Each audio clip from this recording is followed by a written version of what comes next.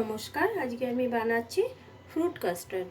ওর জন্য কী কী উপকরণ লাগবে? প্রথমে তো দুধ লাগবেই, তারপরে এই যে ফল কেটে রাখা কলা, এটা আনার মানে বেদানা, আর এটা আপেল কুচোনো, আর এটা হচ্ছে কাজু বাদাম, আর এটা কিশমিশ, কাস্টার্ড পাউডার, এটা তো মেন চাই, আর চিনি।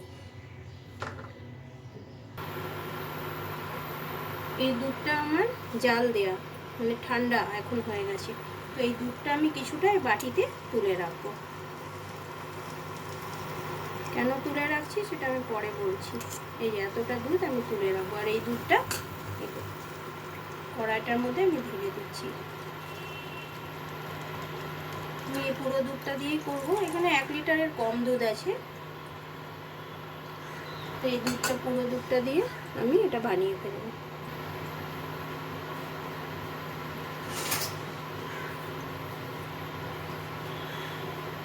দুধটা এখন ভালো মতো জাল দিতে হবে, আর এই যে বাদ বাকি দুধটা আমি বাটিতে রাখলাম, এটার মধ্যে কাস্টার্ড পাউডার গোলাতে হবে, এই জন্যই আমি দুধটা তুলে রাখলাম। এই গরুর দুধের এটার মধ্যে আমি এখন এই 10 টাকাওয়ালা আমুলনার প্যাকেট দিয়ে দিচ্ছি একটু, এটা দিলে স্বাদটা আর একটু ভালো আসবে।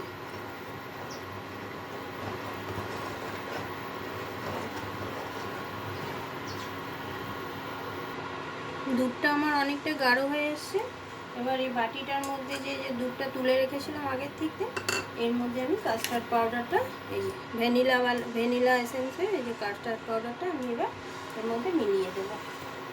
এর মধ্যে লেখা আছে 2-2.5 চামচে দিতে, তো আমি 2.5 চামচেই দেবো। এই যে 1 চামচে, 2 চামচে, আর এই যে এতটা দিয়ে দিলাম। এবার ভালো মতো এটা মেশাতে হবে, খুব ভালো মতো এটাকে মেশাতে হবে। এবার এটার আঁচটা একটু কমিয়ে নিলাম, আর এর মধ্যে এই যে এটা গোলানো হয়ে গেছে, এবার এটা ঢালতে হবে আর মেলাতে হবে, অল্প অল্প করে ঢালতে হবে আর মেলাতে হবে।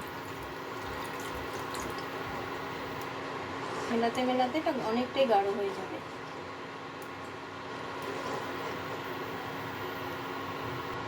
আমি এখন এর মধ্যে চিনি মিলিয়ে দেবো। কতটা ঘন হয়ে এসছে, আমি এই জন্য ইন্ডাকশনটা বন্ধ করে দিলাম। চিনি খুব একটা বেশি দেবো না, এমনিই তো এর মধ্যে চিনি থাকেই, দুধটাও মিষ্টি মিষ্টিই থাকে, কাস্টার্ড পাউডারও অনেকটা মিষ্টি থাকে। মিষ্টিটা নিজেদের মতন করে নেবেন, যার যতটা প্রয়োজন। দেখুন কতটা গাঢ় হয়ে এসছে।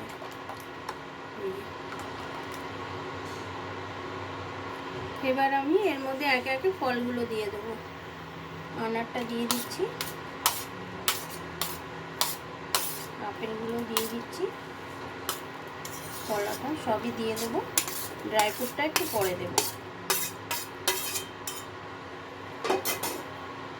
এটার সাথে মিলিয়ে দিই।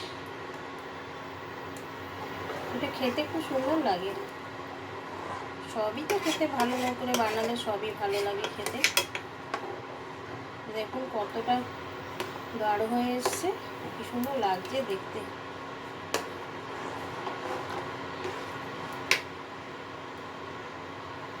এটা বেশি ফোটাতে হবে না,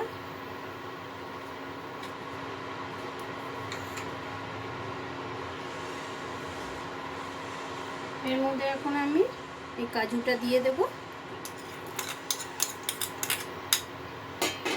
আর এই কিশমিশটাও দিয়ে দেব, দিয়ে আর একটু মিলিয়ে নেব। মিলিয়ে এটাকে আমি একটু ঠান্ডা করে নেব ফ্রিজে, তারপরে আমি আপনাদের সার্ভ করে দেখাচ্ছি। এই যে আমার ফ্রুট কাস্টার্ডটা রেডি, আমি ফ্রিজে রেখে দিয়েছিলাম, কি সুন্দর গাঢ় হয়ে গেছে।